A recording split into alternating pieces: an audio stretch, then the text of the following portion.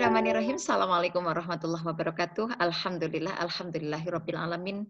Puji syukur senantiasa ingin kita panjatkan kehadirat Allah Subhanahu wa taala, pencipta, pemelihara, pengurus seluruh zagat raya ini yang sampai detik hari ini masih memberikan kita kesempatan untuk terus mampu menggunakan waktu memanfaatkan saat.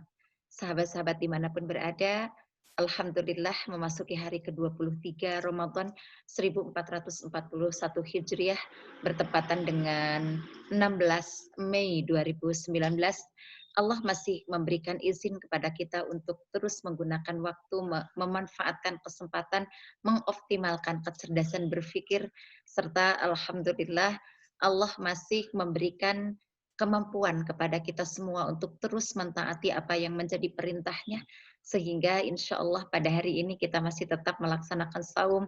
Mudah-mudahan seluruh ibadah yang kita lakukan akan menjadi penghapus dan penggugur dosa bagi kesalahan atau kekeliruan yang mungkin tidak disengaja kita perbuat.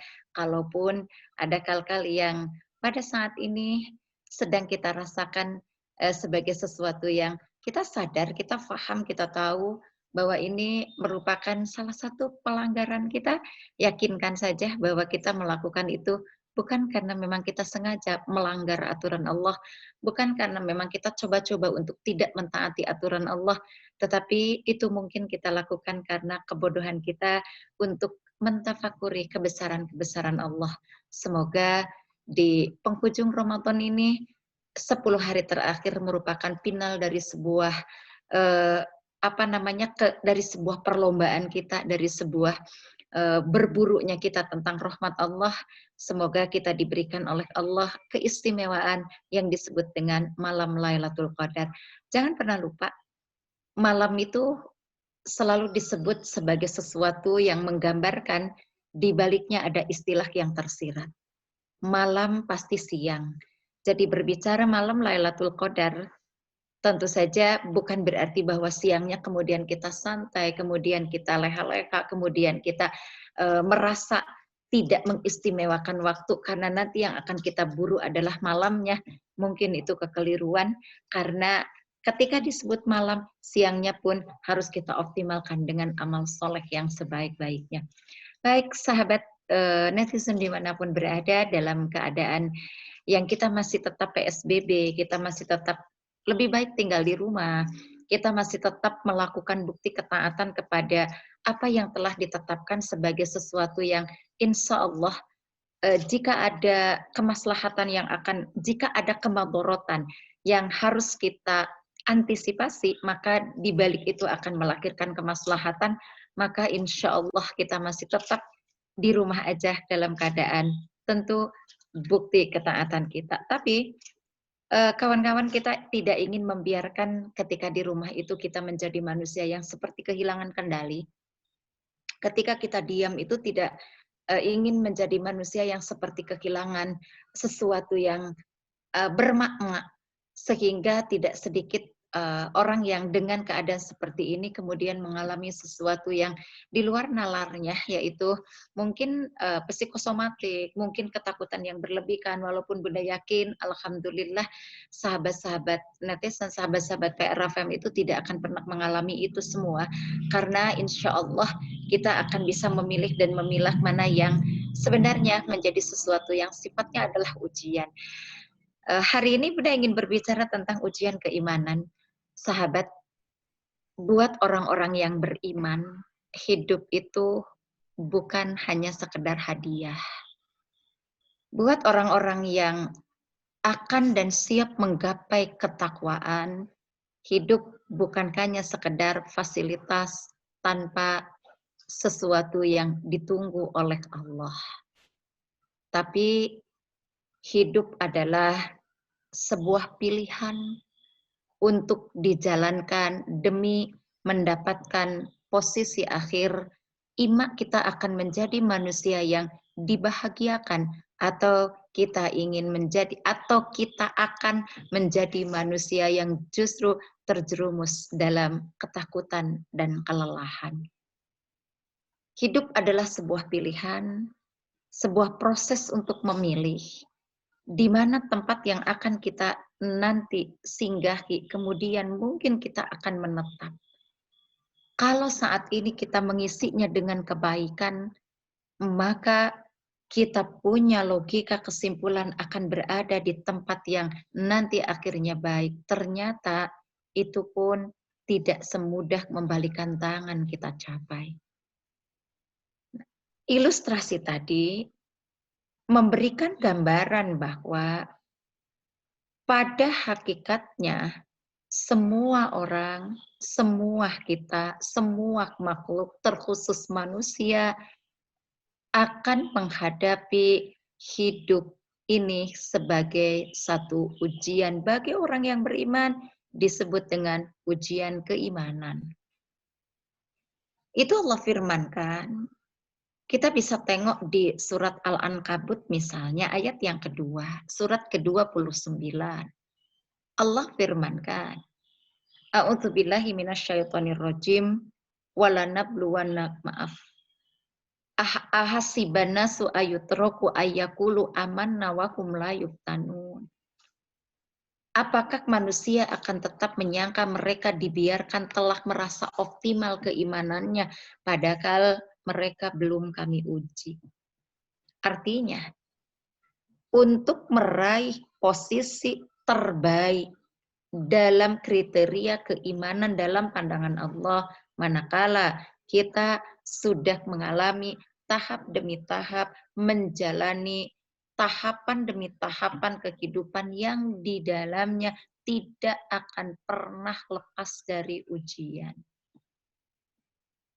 Kalau berbicara tentang ini, tentang ujian keimanan, ada berapa sih yang Allah Subhanahu wa Ta'ala akan jadikan sebagai soal dalam ujian keimanan ini?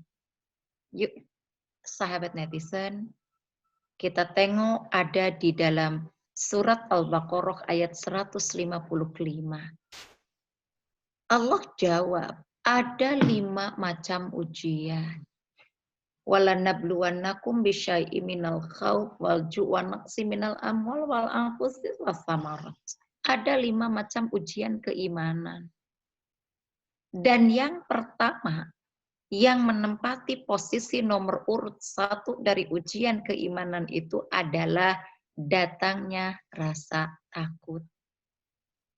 Mari kita sama-sama menafaktilasi ayat yang diturunkan oleh Allah sekian puluh abad ke belakang kepada manusia pilihannya yang tidak melalui pelantara siapapun kecuali Jibril langsung yang menyampaikannya kepada Muhammad Rasulullah. 1 firman Allah, ujian itu untuk menempatkan posisi kriteria keimanan menjadi lebih tinggi lagi. Ujiannya itu kata Allah, minal khauf, akan datang rasa takut.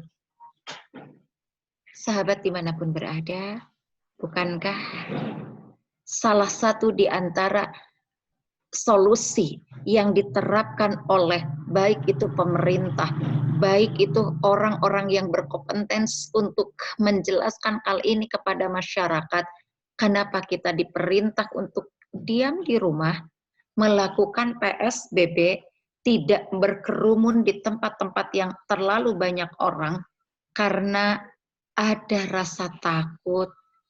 Takut kalau virus yang sedang menjadi pandemik sekarang ini, dia akan tiba-tiba memperlebar sayap, memperluas jangkauan wilayahnya, karena mungkin sekali lagi, dia pun disebarkan melalui keadaan yang membuat kita berada di tempat orang yang berkerumun. Inilah hikmahnya, di mana kita diperintahkan, di mana kita harus selalu lebih banyak tinggal di rumah, bukan dikekang. Jadi tidak harus ada istilah, nah hanya dikekang diri saya yang pergi, saya tidak bisa begitu. Karena boleh jadi sahabat, bukan hanya sekedar kita yang kena, tapi kita menjadi pembawa. Minal khauf, diuji dengan rasa takut.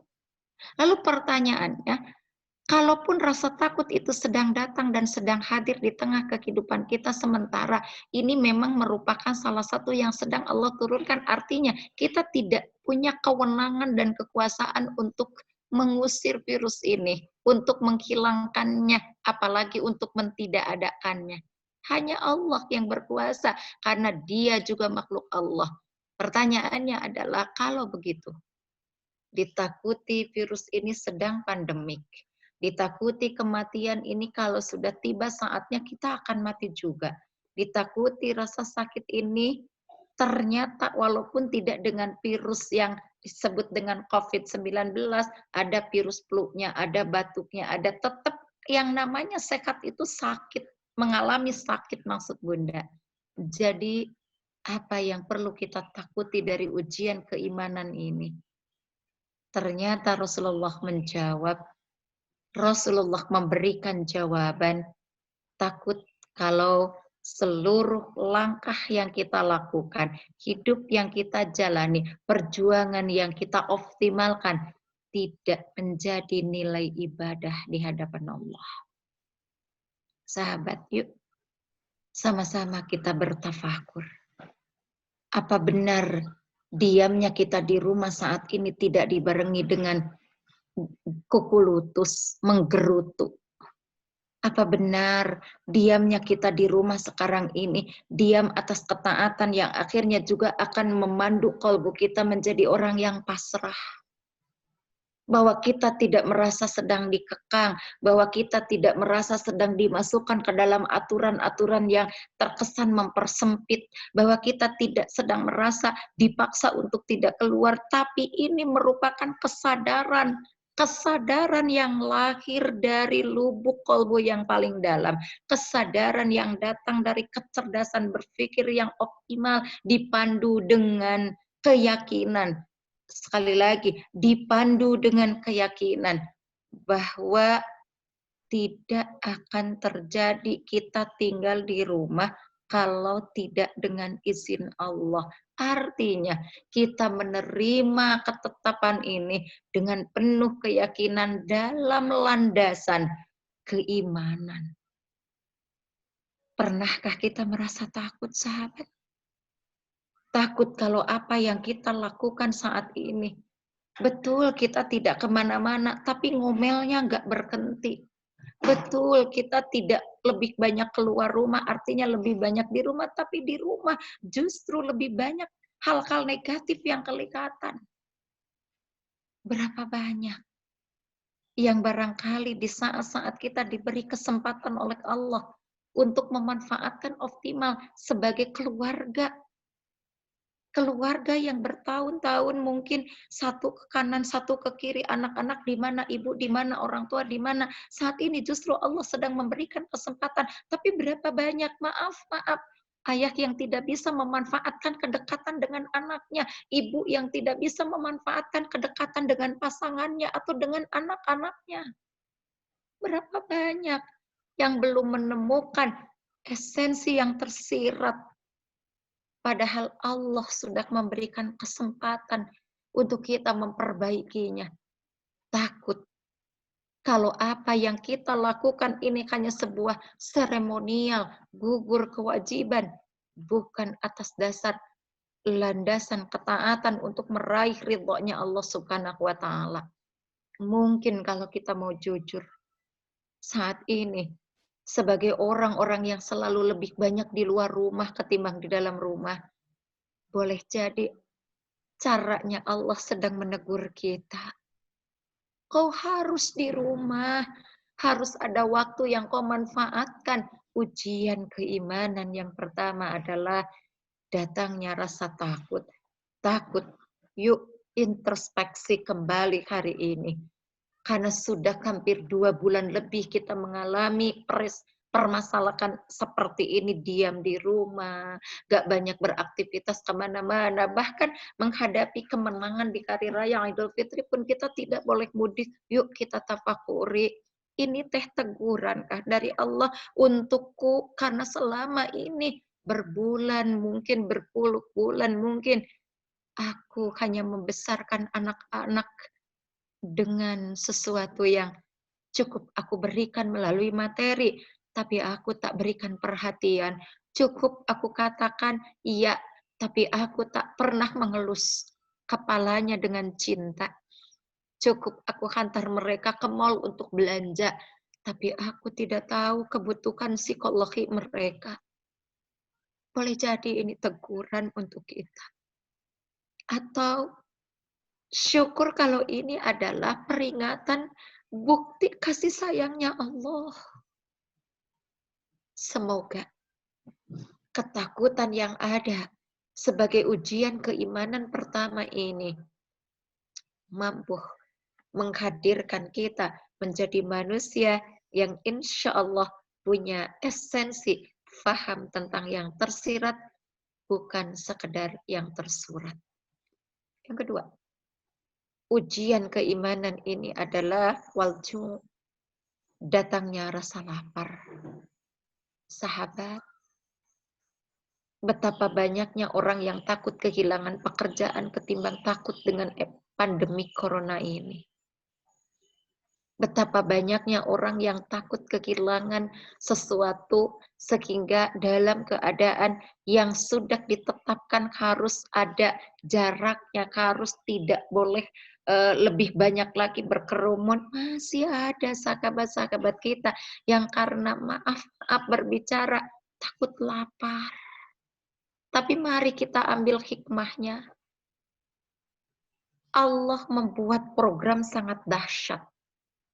Di balik ketakutan mereka dengan kelaparan, tergetarlah hati orang-orang yang punya tanggung jawab, bahkan mereka juga punya rezeki dalam bentuk materi, berbagi. Berapa banyak yang akhirnya kita melihat ibu-ibu rumah tangga menggantungkan sayur dengan catatan ambil yang kau perlukan. Masya Allah, bukankah ini hikmah dari ketakutan datangnya kelaparan? Karena Rasulullah mengatakan kelaparan yang harus ditakuti bukannya kekurangan makanan, minuman, pakaian, tapi kelaparan yang harus ditakuti sebagai ujian keimanan adalah lapar moral, degradasi mental, terkikis keyakinan. Ingat, selesai pandemik ini, ketika Allah mengembalikan virus itu ke tempatnya dan dianggaplah kita khususnya Kota Bandung, umumnya Indonesia ini adalah aman. Ingat, catat baik-baik.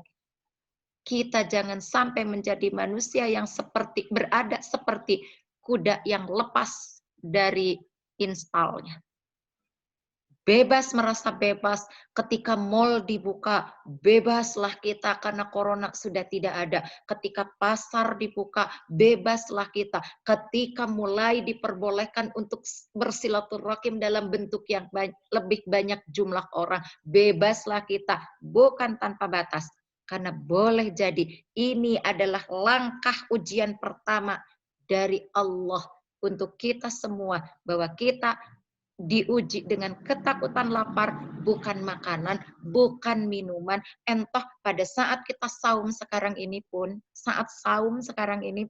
kita lapar, tapi saat buka nanti dengan tegukan air saja sudah merasa cukup. Tapi yang harus kita takutkan dalam ujian keimanan, lapar moral, degradasi mental, terkikis keyakinan, di mana kita sudah lupa akan koridor hari ini. Kita sempat bisa taat untuk tidak berlebihan, untuk tidak keluar rumah tanpa alasan yang sangat penting. Mari kita lihat, berhasilkah setelah nanti pandemik ini dianggap sudah steril? Berhasilkah kita? Kalau tidak, jangan-jangan nanti akan ada teguran berikutnya dari Allah Subhanahu wa taala. Nauzubillah summa nauzubillah. Sahabat, dua baru Bunda bahas, insya Allah ini akan menjadi to be continue dalam bahasan berikutnya. Terima kasih atas segala perhatian, mohon maaf atas segala kekurangan. Masih 3 ujian keimanan kita sebut saja sebagai kesimpulan.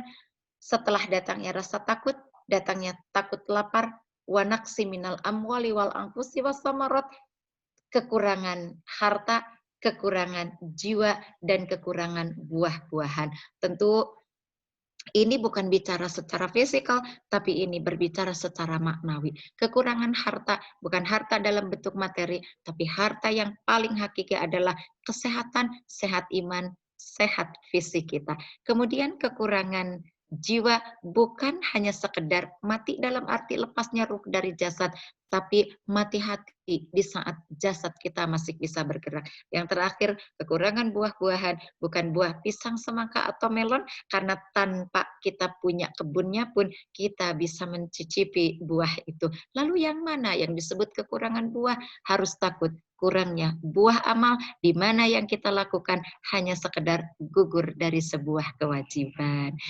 Itu kebersamaan dengan Bunda Devi pada hari ini. Terima kasih. Salam untuk keluarga. Insya Allah mudah-mudahan segera ujian ini Allah kembalikan dan kita menjadi pemenang dan kita masih bisa bertemu dalam forum-forum yang insya Allah bisa bertemu secara fisik. Terima kasih. Nasrul minallah wa fathun qarib wa basyiril mu'minin. Aku lu qauli hadza wastaghfirullah kali walakum walhamdulillahirabbil alamin. Assalamualaikum warahmatullahi wabarakatuh.